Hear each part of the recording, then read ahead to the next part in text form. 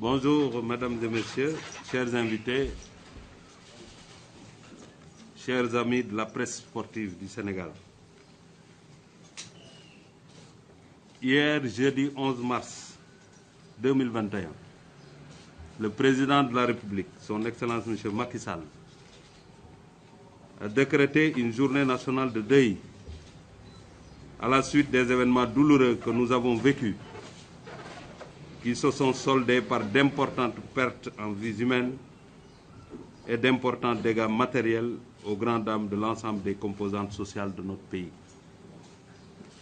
Au moment où celles-ci étaient mobilisées pour faire revenir la paix sociale, le mouvement sportif national perdait des hommes de valeur au parcours émérite. Il s'agit d'abord de la disparition de M. Gaz Ezzedine, président de la Fédération sénégalaise de sport boule et de la Renaissance de Dakar. Une grande perte pour le Sénégal, sa patrie, pour le mouvement sportif national dont il était l'un des plus grands serviteurs. Une grande perte pour la communauté sénégalaise d'origine libanaise, dont il incarnait à merveille les valeurs de sociabilité, de solidarité et de partage. Je voudrais, après la journée de deuil national, que nous rendions un hommage mérité à ces personnalités du monde sportif, aux victimes des événements douloureux, par l'observation d'une minute de silence et de prière.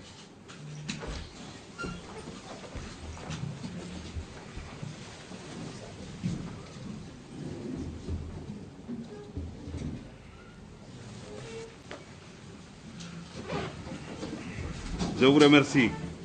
Que le Tout-Puissant fasse du paradis leur dernière demeure éternelle. Que les blessés des événements survenus dans notre pays obtiennent un prompt et total rétablissement.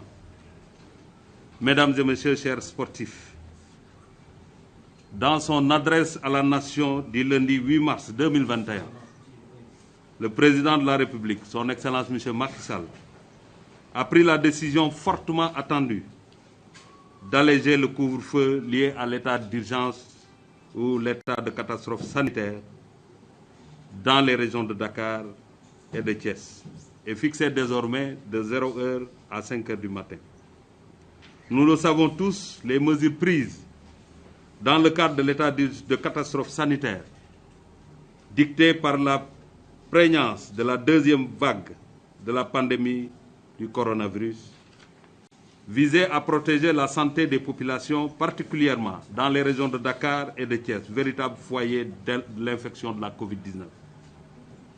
C'est en conformité avec la décision du chef de l'État d'interdire les regroupements non indispensables que nous avions trouvé en parfaite intelligence avec le mouvement sportif un modus operandi pour organiser en huis clos et dans le respect strict des mesures barrières. Ces mesures constituaient une réaffirmation des engagements renouvelés du mouvement sportif national d'accompagner le président de la République dans la lutte contre la pandémie du coronavirus, en étant à l'avant-garde des actions à mettre en œuvre. En effet, dès le début de la pandémie, le mouvement sportif s'est impliqué dans la sensibilisation pour le respect des mesures barrières, en mobilisant une somme symbolique d'un peu plus de 50 millions pour contribuer à l'effort de guerre dans le cadre de la lutte contre la Covid-19. Mesdames et messieurs, rappelez-vous, le 1er octobre dernier, nous avions organisé à l'Arène nationale de lutte une journée de réflexion sur les conditions et les modalités de reprise des activités physiques et sportives dans notre pays dans le contexte de la Covid-19. Elle avait mobilisé plusieurs secteurs, notamment les ministères chargés de l'Intérieur et de la Santé, le Comité olympique sportif sénégalais, les fédérations, les groupements sportifs, l'Association nationale de la presse sportive, l'Association des maires du Sénégal, l'Association des médecins des sports, l'INSEPS, l'Université Gaston Berger de Saint-Louis. À l'issue des travaux, nous avions défini ensemble des mesures inédites, appropriées et adaptées au contexte et à l'enjeu. un véritable laboratoire en matière de reprise et de relance des activités physiques et sportives en période de pandémie. Maintenant que M. le Président de la République a allégé le couvre-feu, ramené désormais de minuit à 5 heures, et pris la décision de lever l'état de catastrophe sanitaire à partir du 19 mars prochain, les conditions sont réunies pour une reprise des activités sportives suivant d'autres modalités à définir et à arrêter. Il s'agit de l'observance scrupuleuse des mesures barrières en référence au contexte de chaque discipline sportive et des conditions d'organisation de ces compétitions, distanciation physique, port du masque, contrôle des températures, utilisation du gel et du savon de façon permanente. De prendre toutes mesures permettant d'éviter la propagation de la maladie dans les lieux de compétition. Enfin, de prendre les mesures nécessaires en accord avec les commissions et les services de sécurité et de santé pour permettre et faciliter le retour du public aux lieux de compétition. Cette mesure importante et nouvelle, dans le contexte de la COVID-19, nécessite la prise en compte de façon combinée de la capacité d'accueil des infrastructures sportives et des modalités de respect des mesures barrières.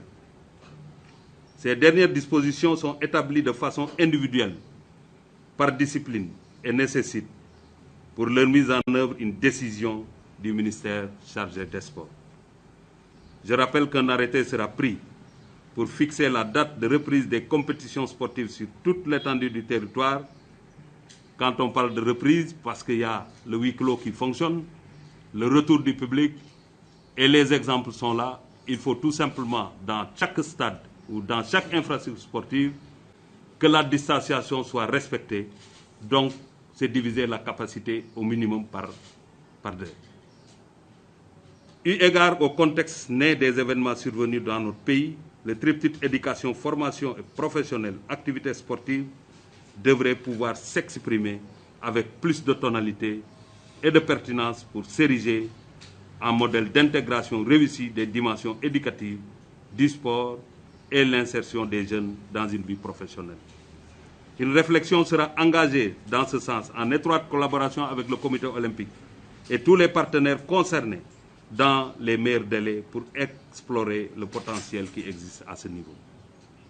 Avant de terminer, je voudrais vous entretenir brièvement du retrait de la candidature de Maître Augustin Senghor à la présidence de la CAF et qui vient d'être élu actuellement premier vice-président de la Confédération africaine de football.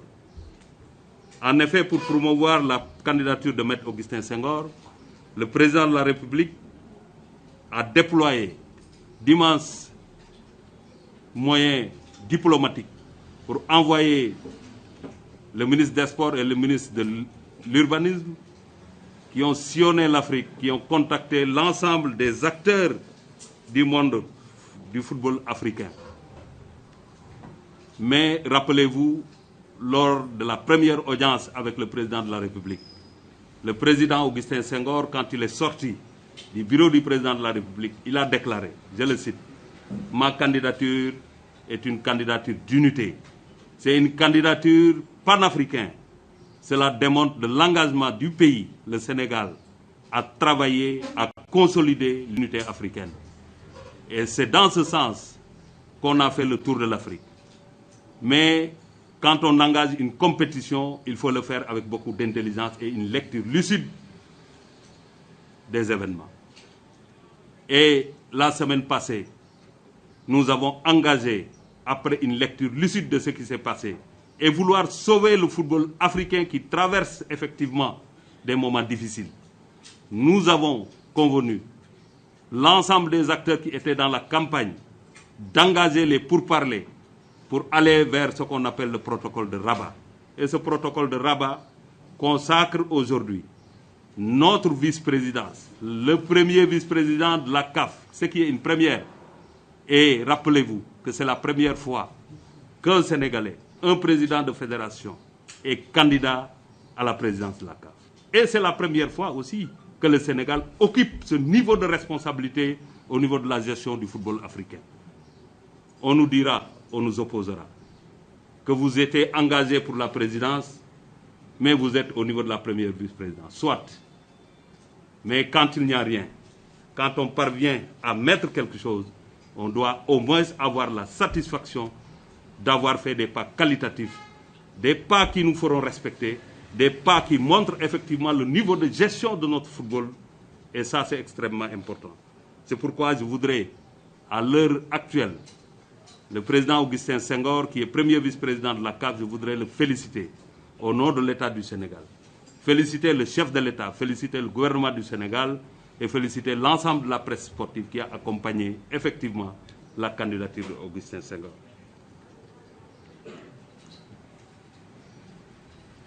Alors,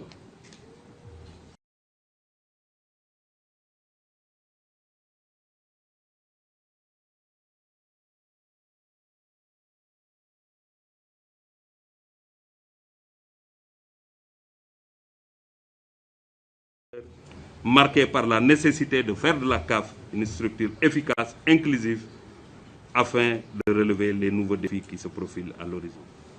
L'élection de Maître Augustin Senghor en qualité de premier vice-président de la CAF constitue assurément un niveau de responsabilité jamais atteint par notre pays dans les instances faîtières du football africain. Je voudrais, pour terminer, saluer l'engagement de l'ensemble du mouvement sportif et du mouvement associatif du Sénégal. Voilà plus d'1 an, nous avons accompagné l'État en tant que sportif. Nous avons compris les grandes décisions prises par l'État pour contrer cette pandémie et la combattre. Nous avons adhéré en acceptant d'arrêter toutes les compétitions. Mais nous étions là dans la sensibilisation et nous restons dans cette sensibilisation pour que tous les Sénégalais puissent respecter effectivement les gestes barrières. Seule arme avant la vaccination pour combattre la pandémie. Aujourd'hui, il y a la vaccination, c'est pourquoi j'invite tout le monde à aller vers les centres pour pouvoir, surtout la presse sportive, vous avez besoin d'être sécurisé et immunisé parce que nous tenons à ce que vous soyez sains et saufs pour pouvoir relayer les informations, mais aussi informer juste et vrai. C'est une occasion de saluer le travail que vous êtes en train de faire, mais féliciter encore une fois le mouvement sportif sénégalais, le mouvement sportif, le mouvement associatif. Tout le monde a participé. Et je prends pour exemple ce que le monde de la lutte a fait. Le monde de la lutte a été le premier secteur à avoir participé à cet engagement, en mettant à disposition des gels. C'est le monde qui a été touché le premier, parce que la décision a été prise un samedi et le dimanche, il y avait un combat de lutte. Mais tout le monde était d'accord pour arrêter toute manifestation sportive. Mais au-delà de ça, c'est des porteurs de voix qui ont sensibilisé. Et aujourd'hui, au-delà de la sensibilisation et de la participation financière, ils étaient là à lancer un appel à la paix. Et ça, c'est extrêmement important. C'est l'occasion de tirer un chapeau à l'ensemble du mouvement sportif et du mouvement associatif sénégalais. C'est passé parce que le Sénégal vient de retirer la participation de notre équipe nationale de handball au tournoi qualificatif des Jeux Olympiques qui se tient en Espagne, parce que nous rentrons dans une autre phase de rationalisation de nos participations au niveau des compétitions internationales. Il est temps que le Sénégal puisse réfléchir sur quelle compétition on participe. Il ne faut pas participer pour participer, mais il faut participer pour faire bonne figure, pour gagner. Nous avons un défi, c'est gagner la Coupe d'Afrique des Nations de handball. Nous mettrons tous nos moyens pour arriver à atteindre cet objectif-là et ne pas éparpiller nos participations, ce qui nous rendra très faibles. Donc, merci d'avoir regardé cette vidéo et à bientôt dans une prochaine vidéo.